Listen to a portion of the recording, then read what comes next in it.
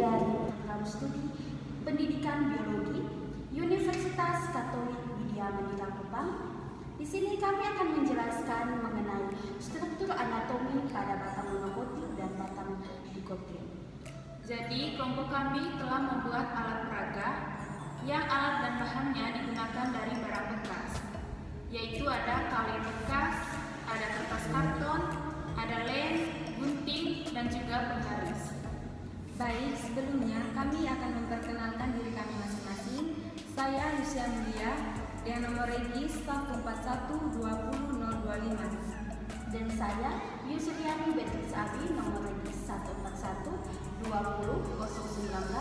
Dan saya Vincentia Verstli Artidi dengan nomor regi 1412016.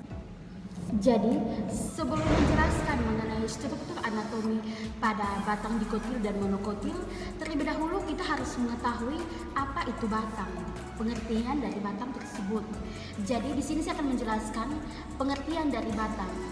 Batang merupakan organ tumbuhan yang berfungsi untuk menegakkan tubuh tumbuhan serta menghubungkan akar dengan daun. Lalu lapisan penyusun dari batang terdapat yang bagian pertama itu adalah epidermis, lalu korteks, dan bagian terdalamnya itu terdapat stele. Baik, selanjutnya saya akan menjelaskan alat peraga yang telah kami buat. Jadi ini merupakan alat peraga penampang melintang batang dari tumbuhan dikotil. Yang pertama saya akan menjelaskan struktur dari jaringan pada batang dikotil tersebut. Yang pertama kita ketahui bahwa jaringan paling luar yang ada di dalam batang tumbuhan dikotil itu dinamakan jaringan epidermis. Jadi jaringan ini terdapat paling luar pada suatu tumbuhan. Di dalam jaringan ini juga terdapat lapisan kutikula yang berfungsi untuk melindungi air dan zat hara dari batang tersebut agar air dan zat hara tersebut tidak keluar. Lalu pada lapisan yang kedua ini merupakan lapisan korteks. Nah, lapisan korteks ini biasanya juga terdiri dari cadangan makanan yang dapat digunakan untuk proses pertumbuhan dari suatu tumbuhan tersebut. Lalu yang ketiga ini adalah berupa garis. Nah, garis ini dinamakan lapisan endodermis.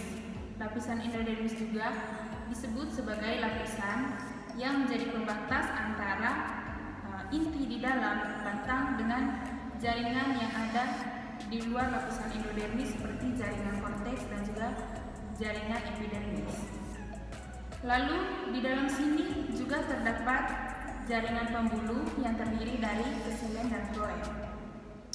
Jaringan yang paling luar ini disebut sebagai jaringan floem yang berfungsi untuk mengangkut hasil fotosintesis dari daun ke seluruh tubuh tumbuhan.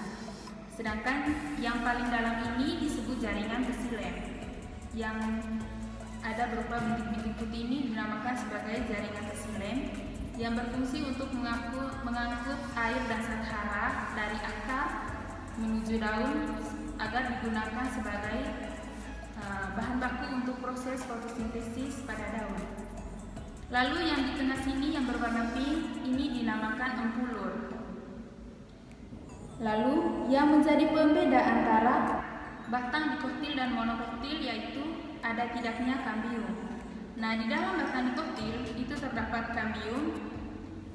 Kambium ini berfungsi untuk sebagai salah satu komponen untuk memperbesar atau tumbuhan tersebut batangnya mengalami pertumbuhan sekunder atau batang tumbuhan tersebut menjadi besar.